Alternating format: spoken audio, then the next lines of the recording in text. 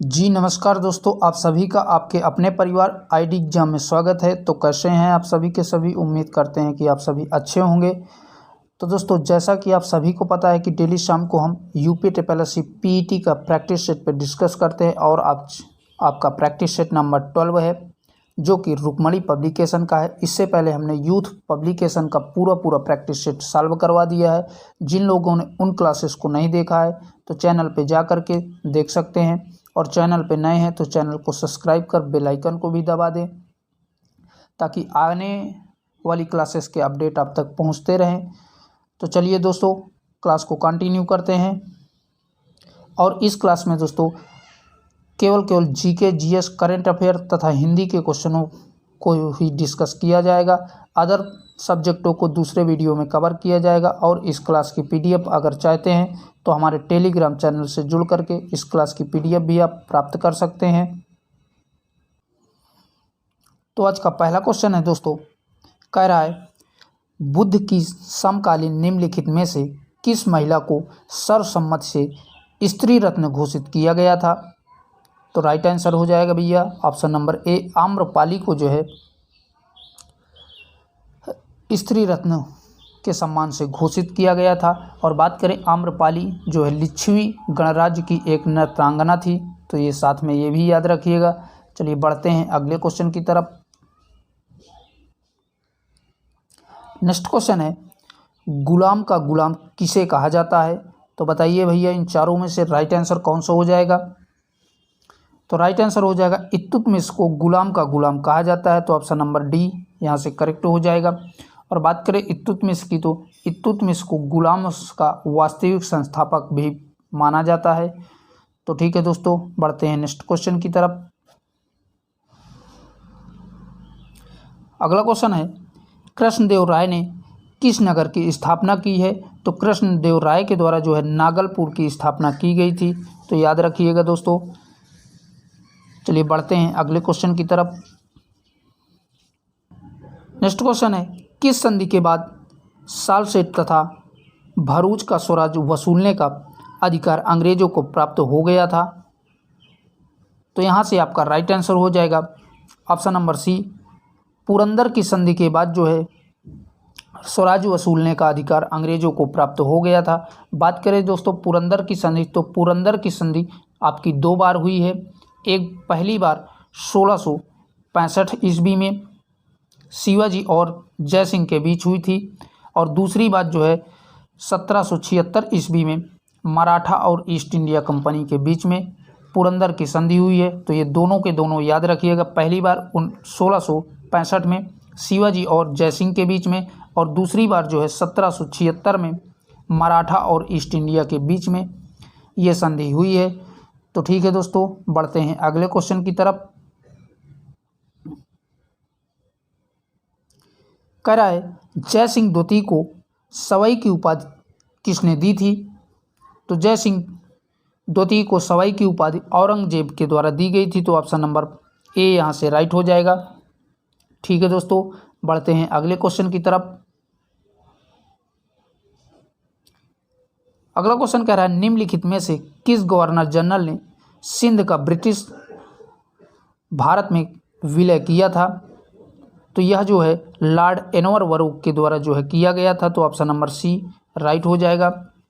और बात करें, लॉर्ड एनवरवरो के ही काल में ही 1843 से रविवार की छुट्टी शुरू हो गई थी। तो ये भी याद रखिएगा, रविवार की छुट्टी 1843 से जो है भारत में शुरुआत की गई थी, और यह जो है लॉर्ड एनवरवरो के समय से ही चालू की गई थी। ठीक है दोस्तों, बढ़ते हैं अगले क्वेश्चन की तरफ। अगला क्वेश्चन है, सूची फर्स्ट को सूची सेकंड के साथ सम्मिलित कीजिए और सूचियों के नीचे दिए गए कूट के उपयोग से सही उत्तर चुनिए। तो पहला कह रहा है सूची फर्स्ट में आपका युद्ध दिए हैं, और सूची सेकंड में उससे संबंधित संधियां दी हुई है। तो पहला है प्रथम कर्नाटक युद्ध। तो प्रथम कर्नाटक युद्ध भैया आपका एक्सला सापेल की संधि से इसका अंत हुआ था। तो ए का चौथे से। फिर है तृतीय कर्नाटक युद्ध। तो तृतीय कर्नाटक युद्ध का जो है अंत पेरिस की संधि से हुआ है, तो बी का पहले से। सी कह रहा है द्वितीय कर्नाटक युद्ध, तो द्वितीय कर्नाटक युद्ध भैया आपका पांडुचेरी की संधि से अंत हुआ है इसका। और लास्ट है प्रथम मैसूर युद्ध, तो प्रथम मैसूर युद्ध जो है मद्रास की संधि के साथ इसका अंत हुआ है, तो डी का चौथे से। तो आपने देखा दोस्तों, पहले का चौथे से, बी का पहले से, सी का तीसरे से और डी का दूसरे से मिलान हो जाएगा। तो कूट के माध्यम से देखेंगे राइट आंसर कौन सा हो जाएगा। तो यहाँ से दोस्तों आपका राइट आंसर हो जाएगा ऑप्शन नंबर सी, जिसमें ए को चौथे से, बी को पहले से, सी को तीसरे से और डी को दूसरे से मिलान कराया था। तो ठीक है दोस्तों, बढ़ते हैं अगले क्वेश्चन की तरफ। अगला क्वेश्चन है मोतीलाल नेहरू और सी आर दास द्वारा 1923 ईस्वी में गठित पार्टी का क्या नाम था। तो मोतीलाल नेहरू और सी आर दास द्वारा जो है इलाहाबाद में 1923 ईस्वी में स्वराज पार्टी की स्थापना की गई थी, तो ऑप्शन नंबर सी यहाँ से राइट हो जाएगा। और बात करें दोस्तों इस स्वराज पार्टी के अध्यक्ष की, तो इसके अध्यक्ष जो है मोतीलाल नेहरू थे और इसके महासचिव सी आर दास थे। तो ये दोनों के दोनों याद रखिएगा। चलिए बढ़ते हैं अगले क्वेश्चन की तरफ।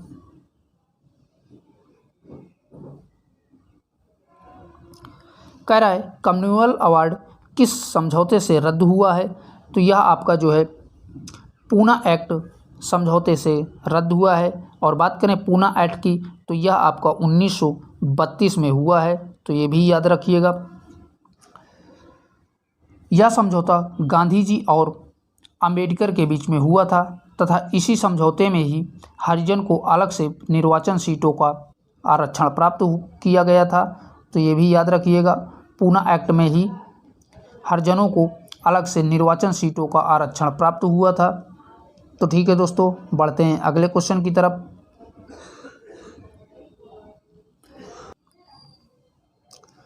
अगला क्वेश्चन कह रहा है भारतीय राष्ट्रीय कांग्रेस का प्रथम विभाजन हुआ है।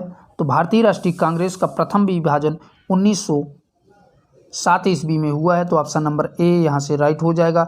अगर बात करें दोस्तों भारतीय राष्ट्रीय कांग्रेस की, वर्ष 1907 में सूरत अधिवेशन में कांग्रेस दो दलों में विभाजित हो गई थी। एक पहला दल आपका गरम दल और दूसरा दल जो है नरम दल में विभाजित हो गई थी, परंतु बाद में लखनऊ अधिवेशन 1916 में ये दोनों दल पुनः एक हो गए थे। तो ये दोनों के दोनों फैक्ट याद रखिएगा। अलग कब हुए थे दोस्तों, 1907 में ये अलग हुए थे, परंतु लखनऊ अधिवेशन 1916 में ये दोनों गरम दल और नरम दल दोनों एक हो गए थे। तो ये दोनों के दोनों फैक्ट याद रखिएगा, जो कि बहुत ही इम्पॉर्टेंट हैं। चलिए बढ़ते हैं अगले क्वेश्चन की तरफ। नेक्स्ट क्वेश्चन कह रहा है गैस जो धान के खेत से उत्सर्जित होती है तथा भूमि के तापमान में वृद्धि करती है वह है, तो वह आपकी मीथेन गैस है। तो ऑप्शन नंबर डी करेक्ट हो जाएगा। तो याद रखिएगा दोस्तों। अगर बात करें दोस्तों मीथेन गैस की, तो मीथेन गैस को भारी गैस भी कहा जाता है तथा यह प्राकृतिक रूप से पृथ्वी के सतह के नीचे पेट्रोलियम पदार्थों के साथ दलदली भूमि में पाई जाती है। तो याद रखिएगा। चलिए बढ़ते हैं अगले क्वेश्चन की तरफ। नेक्स्ट क्वेश्चन कह रहा है कर्क रेखा नहीं गुजरती है। तो भैया इन चारों में से आप बताइए कौन से देश के साथ जो है कर्क रेखा नहीं गुजरती है। तो राइट आंसर हो जाएगा ऑप्शन नंबर बी, ईरान से जो है आपकी कर्क रेखा नहीं गुजरती है। और बात करें दोस्तों उत्तरी गोलार्ध 23.5 डिग्री अक्षांश रेखा को ही कर्क रेखा कहा जाता है और यह मैक्सिको, चीन, मिस्र, भारत, बांग्लादेश, सऊदी अरब, माली, अल्जीरिया, नाइजीरिया और चाड आदि देशों से होकर के गुजरती है। तो याद रखिएगा दोस्तों। अगर भारत की बात करें तो भारत के 8 राज्यों से कर्क रेखा होकर के गुजरती है। तो ये दोनों के दोनों फैक्ट याद रखिएगा। चलिए बढ़ते हैं नेक्स्ट क्वेश्चन की तरफ। नेक्स्ट क्वेश्चन है जो कि 14 नंबर का है। कह रहा है निम्न में से कौन सही सुमेलित नहीं है? तो इनमें से चारों में से आपको बताना है, जो सही सुमेलित नहीं है उसी का आपको टिक करना है। तो ऑप्शन नंबर ए यही आपका सही नहीं दिया हुआ है। विश्व का सबसे ऊंचा जलप्रपात टुगेला प्रपात, यही आपका गलत दिया है। विश्व का सबसे ऊंचा जलप्रपात जो है टुंगेला प्रताप नहीं है, ये जो है आपका एंजिल जलप्रपात है, तो ये याद रखिएगा। विश्व का सबसे ऊंचा जलप्रपात आपका एंजिल प्रपात है, तो याद रखिएगा दोस्तों। चलिए बढ़ते हैं नेक्स्ट क्वेश्चन की तरफ। अगला क्वेश्चन है, किस देश का समुद्र तट सर्वाधिक लंबा है? तो बताइए भाई, किस देश का जो है समुद्र तट सबसे लंबा है? तो राइट आंसर हो जाएगा ऑप्शन नंबर बी, कर्नाटक देश का जो है समुद्र तट सबसे लंबा है। तो ठीक है दोस्तों, बढ़ते हैं अगले क्वेश्चन की तरफ। नेक्स्ट क्वेश्चन कह रहा है, जो कि 16 नंबर का क्वेश्चन है, कह रहा है निम्न में से कौन M3 में नहीं आता है? तो M3 में बताइए कौन नहीं आता है? तो यहाँ से आपका ऑप्शन नंबर बी करेक्ट हो जाएगा।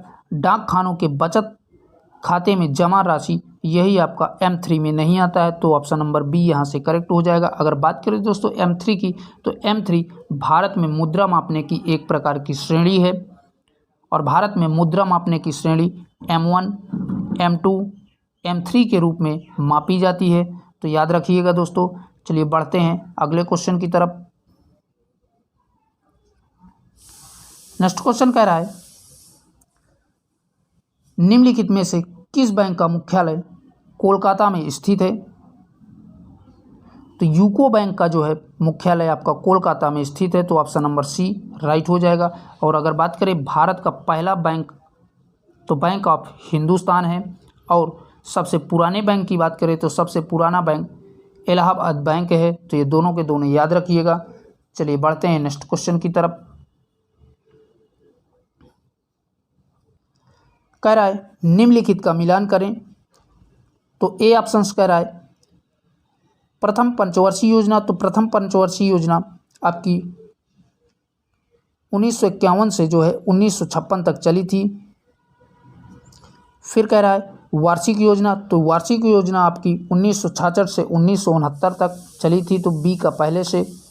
फिर कह रहा है चतुर्थ पंचवर्षीय योजना, तो ये आपकी 1969 से 1974 तक चली थी।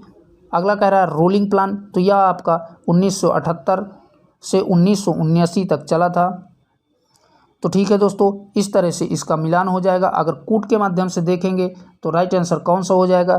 तो आपको दिख रहा होगा ऑप्शन नंबर सी यहाँ से करेक्ट हो जाएगा, जिसमें ए को दूसरे से, बी को पहले से, और सी को चौथे से, तथा डी को तीसरे से मिलान कराया है। तो ठीक है दोस्तों, बढ़ते हैं नेक्स्ट क्वेश्चन की तरफ। अगला क्वेश्चन कह रहा है भारी जल परियोजना तालचर पारादीप उर्वरक संयंत्र डैश के प्रसिद्ध उद्योग हैं। तो ये सारे के सारे आपके उड़ीसा राज्य के उद्योग हैं, तो ऑप्शन नंबर ए करेक्ट हो जाएगा। अगर बात करें दोस्तों भारी जल की, तो भारी जल जो है का अणुसूत्र D2O होता है, और इसका परमाणु भार 20 होता है, तो ये दोनों के दोनों याद रखिएगा। तथा भारी जल का उपयोग मंदक और शीतलक के रूप में किया जाता है। तो ठीक है दोस्तों, याद रखिएगा, इसका परमाणु भार 20 होता है, और इसका फार्मूला D2O होता है, और इसका जो है उपयोग मंदक और शीतलक के रूप में किया जाता है। चलिए देखते हैं अगले क्वेश्चन को। अगला क्वेश्चन कह रहा है भारतीय कृषि का सहचर कौन है? तो भारतीय कृषि का सहचर जंगल होता है, तो ऑप्शन नंबर सी राइट हो जाएगा। अगर बात करें भारत में कृषि पर आधारित अर्थव्यवस्था की शुरुआत उत्तर वैदिक काल से हुई है, तो ये भी याद रखिएगा। चलिए बढ़ते हैं अगले क्वेश्चन की तरफ। कह रहा है मौलिक अधिकारों के अंतर्गत कौन सा अनुच्छेद बच्चों के शोषण से संबंधित है? तो बताइए भाई, मौलिक अधिकारों के संबंध में कौन सा अनुच्छेद बच्चों के शोषण से संबंधित है? तो राइट आंसर हो जाएगा ऑप्शन नंबर डी करेक्ट हो जाएगा। अनुच्छेद 24 यही आपका बच्चों के शोषण से संबंधित है।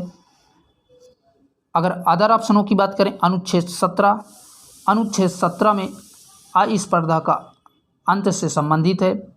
और बात करें अनुच्छेद 19 की, तो यह वाक की स्वतंत्रता से संबंधित है। और अनुच्छेद 23 यह आपका बाल श्रम एवं मानव अंगों के व्यापार पर प्रतिबंध से संबंधित है।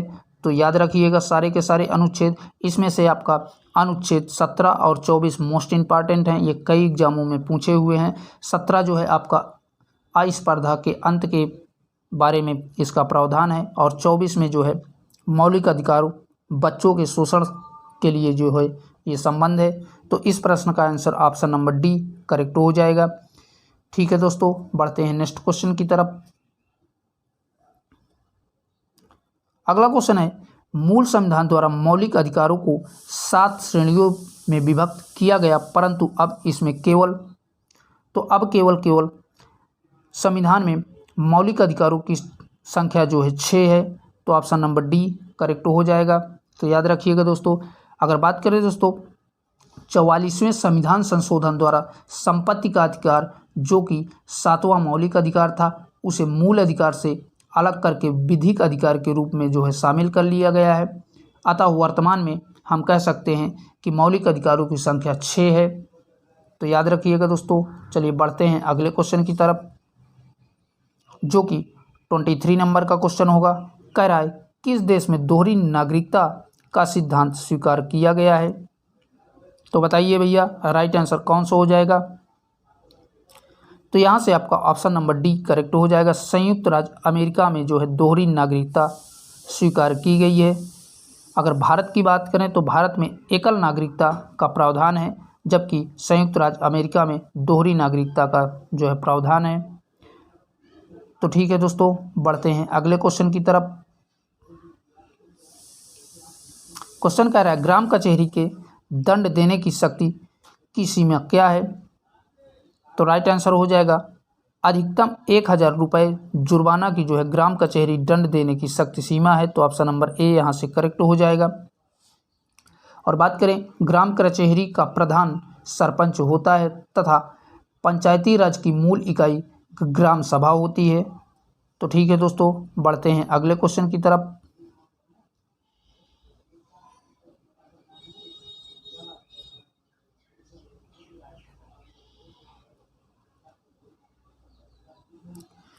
क्वेश्चन कह रहा है, निम्नलिखित में से किसको नए राज्य बनाने या वर्तमान राज्यों की सीमाएं बदलने का अधिकार प्राप्त हो है?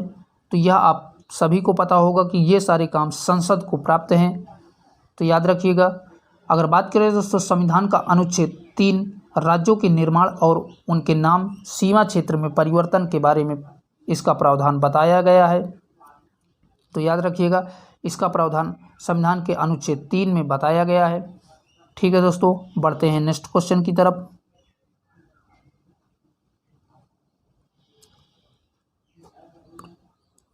अगला क्वेश्चन कह रहा है, वेसोप्रेसिन हार्मोन्स का मुख्य कार्य है।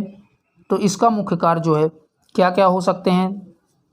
तो इसके मुख्य कार्य पहला है रक्त का दाब बढ़ाना, धमनियों को सिकोड़ना, वक्र नलिकाओं में जल का पुनः अवशोषण करना। तो यहाँ से आपका राइट आंसर हो जाएगा उपरयुक्त सभी के सभी ये जो है वेसोप्रेसिन हार्मोन्स के कार्य हैं। अगर बात करें दोस्तों, वेसोप्रेसिन हार्मोन पीयूष ग्रंथि से निकलता है और यह अग्र मस्तिष्क में पाया जाता है। तो साथ में ये भी याद रखिएगा। चलिए देखते हैं अगले क्वेश्चन को। अगला क्वेश्चन कह रहा है, पृथ्वी की सतह पर सभी स्थानों में जी का मान अचर नहीं रहता है, क्योंकि? तो राइट आंसर हो जाएगा क्योंकि पृथ्वी ध्रुवों पर चपटी और विषुवत रेखा पर फूली हुई है। इस वजह से जी का मान हर जगह जो है समान नहीं रहता है। अगर बात करें दोस्तों, ध्रुवों पर जी का मान न्यूनतम होता है और विषुवत रेखा पर जी का मान अधिकतम होता है, और पृथ्वी के केंद्र पर इसका मान जो है 0 होता है, तथा पृथ्वी के अन्य भागों में इसका मान 9.8 मीटर पर सेकेंड होता है। तो ये सारे के सारे फैक्ट याद रखिएगा, मोस्ट इंपॉर्टेंट क्वेश्चन है। चलिए बढ़ते हैं अगले क्वेश्चन की तरफ। अगला क्वेश्चन है दोस्तों, कह रहा है यदि किसी पिंड के संवेग को तेगुना कर दिया जाए तो उसकी गतिज ऊर्जा क्या होगी। तो उसकी गतिज ऊर्जा जो है 9 गुनी हो जाएगी। अगर किसी भी पिंड का संवेग 3 गुना कर देंगे तो उसकी जो है गतिज ऊर्जा 9 गुनी हो जाएगी। तो याद रखिएगा दोस्तों। चलिए बढ़ते हैं अगले क्वेश्चन की तरफ। नेक्स्ट क्वेश्चन है, बिना निषेचन से बना फल कहलाता है। तो इन चारों में से भैया बताइए राइट आंसर कौन सा हो जाएगा। तो राइट आंसर हो जाएगा ऑप्शन नंबर बी, पार्थेनोकार्पी। यही आपका बिना निषेचन से बना फल हो। तो ठीक है दोस्तों, बढ़ते हैं अगले क्वेश्चन की तरफ। नेक्स्ट क्वेश्चन है, निम्न में से कौन से समूह के तत्वों के परमाणु सरलता से इलेक्ट्रॉन पृथक करते हैं। तो इनमें से बताइए भाई राइट आंसर कौन सा हो जाएगा। तो यहाँ से आपका right answer option number 1 correct हो जाएगा। लिथियम, सोडियम, पोटेशियम यही जो है आसानी से इलेक्ट्रॉन त्यागते हैं। तो ऑप्शन नंबर 1 करेक्ट हो जाएगा। और ये सारे के सारे प्रथम वर्ग के तत्व हैं, इनको क्षार धातु भी कहा जाता है। तो ठीक है दोस्तों, बढ़ते हैं अगले क्वेश्चन की तरफ।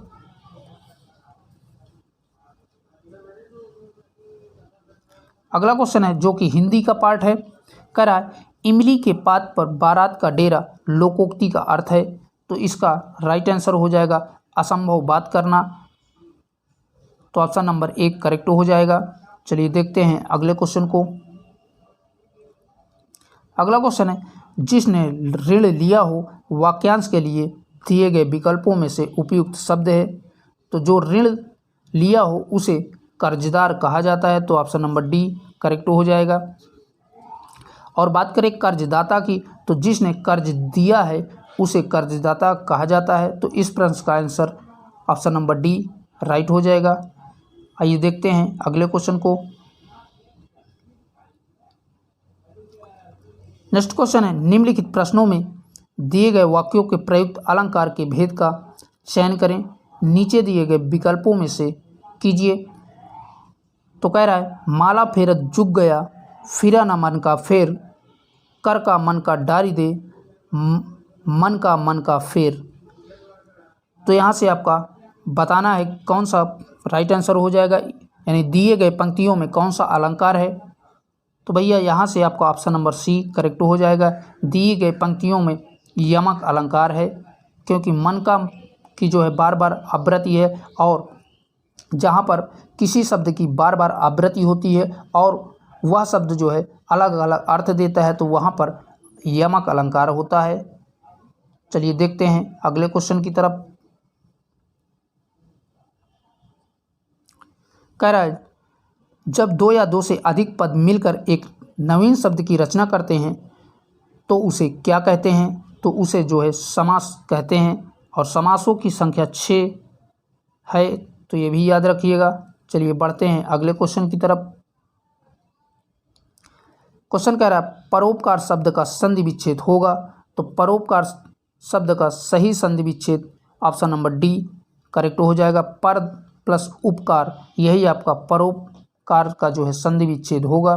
और बात करें दोस्तों इस परोपकार में गुण स्वर संधि है, तो ये भी याद रखिएगा। चलिए बढ़ते हैं अगले क्वेश्चन की तरफ।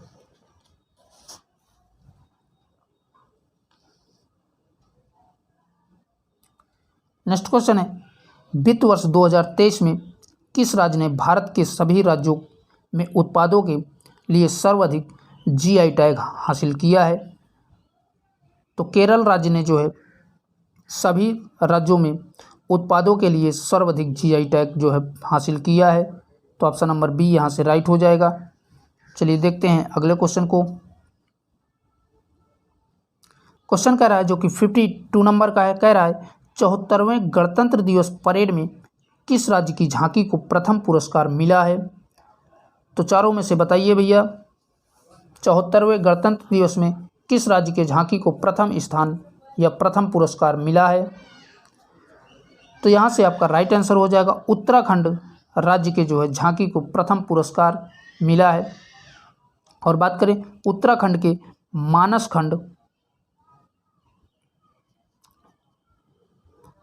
खंड झांकी को जो है प्रथम स्थान मिला है, तो ये भी याद रखिएगा। चलिए देखते हैं नेक्स्ट क्वेश्चन की तरफ।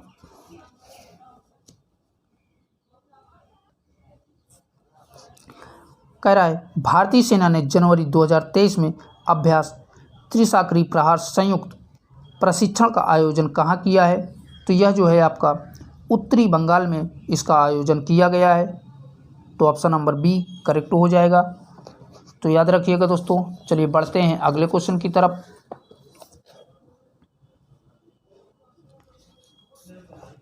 पुस्तक वार एंड वुमन किसने लिखी है? तो यह जो है आपके डॉक्टर MS हसन के द्वारा लिखी गई है, तो ऑप्शन नंबर डी करेक्ट हो जाएगा। और बात करें दोस्तों इस पुस्तक में बांग्लादेश मुक्ति संग्राम के दौरान युद्ध अपराधों की व्याख्या की गई है, तो साथ में ये भी याद रखिएगा।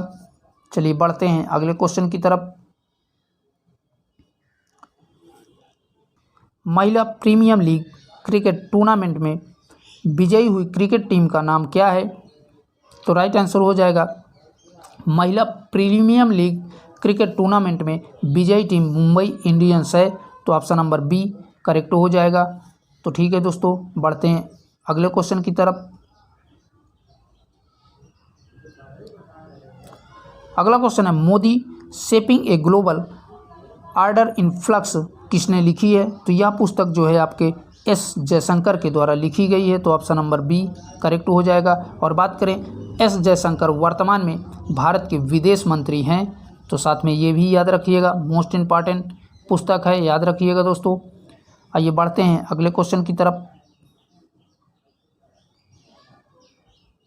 कह रहा है रक्षा अनुसंधान और विकास संगठन ने 10 जनवरी 2023 को उड़ीसा तट से किस बैलिस्टिक मिसाइल का सफल परीक्षण किया है? तो भैया राइट आंसर हो जाएगा ऑप्शन नंबर डी पृथ्वी द्वितीय का जो है बैलिस्टिक मिसाइल का सफल परीक्षण रक्षा अनुसंधान और विकास संगठन द्वारा 10 जनवरी को किया गया है, तो ऑप्शन नंबर डी करेक्ट हो जाएगा, पृथ्वी द्वितीय। आइए देखते हैं अगले क्वेश्चन को। मार्च 2023 में डॉक्टर ज्ञान चतुर्वेदी को उनकी कृषि रचना हेतु 32वें व्यास सम्मान 2023 के लिए चुना गया है। तो डॉक्टर ज्ञान चतुर्वेदी को उनकी पुस्तक पागलखाना के लिए जो है 32वें व्यास सम्मान 2023 से सम्मानित किया गया है, तो ऑप्शन नंबर ए यहाँ से राइट हो जाएगा। चलिए देखते हैं अगले क्वेश्चन को। नेक्स्ट क्वेश्चन है न्यू डेवलपमेंट बैंक का नया प्रमुख मार्च 2023 में किसे चुना गया है? तो राइट आंसर हो जाएगा डिल्मा रूसेफ को जो है न्यू डेवलपमेंट बैंक का नया प्रमुख चुना गया है, तो ऑप्शन नंबर सी राइट हो जाएगा। ठीक है दोस्तों, बढ़ते हैं अगले क्वेश्चन की तरफ।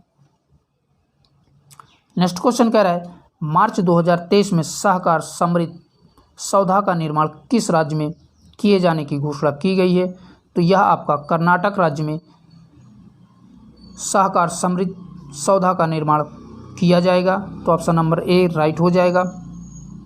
चलिए बढ़ते हैं अगले क्वेश्चन की तरफ। नेक्स्ट क्वेश्चन है एसेज निम्नलिखित खेल में किस के साथ जुड़ा शब्द है? तो एसेज भैया बताइए किस शब्द से जुड़ा शब्द है?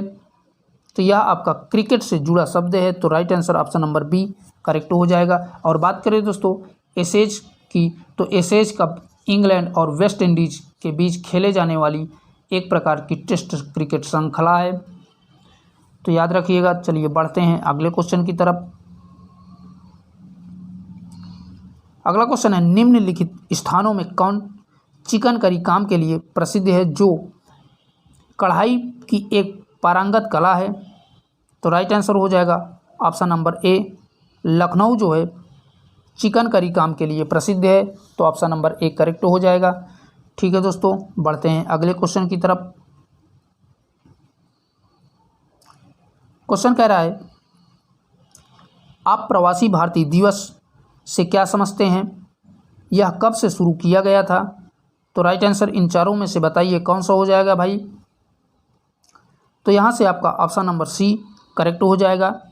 महात्मा गांधी के दक्षिण अफ्रीका से 9 जनवरी 1915 में मुंबई वापस आने के उपलक्ष्य में यह प्रवासी दिवस स्मरण किया जाता है। यह 9 जनवरी 2003 से शुरू किया गया है, तो याद रखिएगा दोस्तों। चलिए बढ़ते हैं अगले क्वेश्चन की तरफ।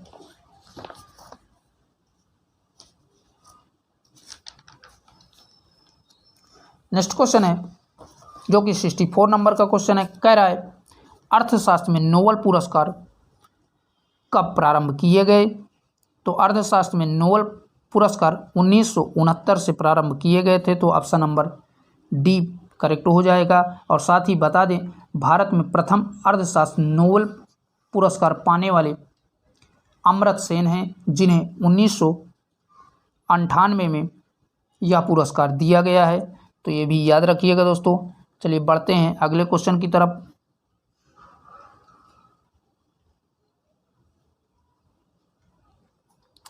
बंदी जीवन पुस्तक का लेखक कौन था? तो बंदी जीवन पुस्तक का लेखक सचित्र सल्यास थे, तो ऑप्शन नंबर डी करेक्ट हो जाएगा। चलिए देखते हैं अगले क्वेश्चन की तरफ। नेक्स्ट क्वेश्चन है किस पूर्व भारतीय प्रधानमंत्री के जन्म दिवस 25 दिसंबर को है? तो बताइए भाई राइट आंसर कौन सा हो जाएगा? तो यहाँ से आपका ऑप्शन नंबर बी करेक्ट हो जाएगा। 25 दिसंबर को अटल बिहारी वाजपेयी जी का जन्म दिवस मनाया जाता है, और इसी दिन को जो है सुशासन दिवस के रूप में भी मनाया जाता है, तो ये भी याद रखिएगा। कभी कभी एग्जाम में पूछ लेता है कि सुशासन दिवस किसके जन्मदिन पर मनाया जाता है, तो अटल बिहारी वाजपेयी जी के जन्म दिवस पर 25 दिसंबर को सुशासन दिवस के रूप में मनाते हैं। चलिए देखते हैं नेक्स्ट क्वेश्चन की तरफ। अगला क्वेश्चन कह रहा है एमनेस्टी इंटरनेशनल का मुख्यालय कहाँ है? तो एमनेस्टी इंटरनेशनल का मुख्यालय पीटर बेनेसन लंदन में है स्थित है, तो ऑप्शन नंबर ए यहाँ से करेक्ट हो जाएगा। ठीक है दोस्तों, बढ़ते हैं अगले क्वेश्चन की तरफ। अगला क्वेश्चन कह रहा है सम्मिलित कीजिए। तो एक तरफ सूची फर्स्ट में नाम दिया है और सूची सेकंड में उनसे संबंधित खेल दिए हैं। तो पहला कह रहा है डोला बनर्जी, तो डोला बनर्जी जो है तीरंदाजी से संबंधित हैं, तो ए का चौथे से। फिर है अर्पणा पोपट, तो अर्पणा पोपट बैडमिंटन से संबंधित हैं, तो बी का पहले से। फिर है अनुजा ठाकुर, तो अनुजा ठाकुर भैया स्नूकर से संबंधित हैं, तो सी का दूसरे से। फिर है परिमार्जन नेगी, तो परिमार्जन नेगी जो है शतरंज से संबंधित हैं, तो इस प्रकार से इसका मिलान हो जाएगा। तो कोड के माध्यम से बताइए भाई राइट आंसर कौन सा होगा? तो यहाँ से ऑप्शन नंबर बी करेक्ट हो जाएगा, तो याद रखिएगा दोस्तों। चलिए बढ़ते हैं अगले क्वेश्चन की तरफ। नेक्स्ट क्वेश्चन है भारत का पहला और विश्व का चौथा तथा एशिया का दूसरा नाइट सफारी अभ्यारण्य कहाँ विकसित किया जा रहा है? तो यह आपका भैया ग्रेटर नोएडा में विकसित किया जा रहा है, तो ऑप्शन नंबर ए करेक्ट हो जाएगा। ठीक है दोस्तों, बढ़ते हैं अगले क्वेश्चन की तरफ। नेक्स्ट क्वेश्चन है हाथी मैराथन निम्नलिखित में से किस शहर में आयोजित होता है? तो हाथी मैराथन जो है त्रिचूर शहर में आयोजित होता है, तो ऑप्शन नंबर ए राइट हो जाएगा। और यह त्रिचूर जो है केरल राज्य में पड़ता है, तो ये भी याद रखिएगा दोस्तों। तो दोस्तों आज के लिए इतना ही। यहीं तक आपके जीके जीएस करंट अफेयर तथा हिंदी के क्वेश्चन थे, और आपका किसी भी प्रकार का कोई डाउट है तो आप कमेंट बॉक्स में बता सकते हैं। हम आप सभी के कमेंटों को रिसीव करते हैं, और चैनल को अभी तक सब्सक्राइब नहीं किया है तो प्लीज़ उसे भी सब्सक्राइब कर लें, और वीडियो को ज़्यादा से ज़्यादा अपने दोस्तों में शेयर करें। फिर मिलेंगे एक नए सेशन के साथ, तब तक के लिए जय Hind, Vande Mataram, bye bye, take care.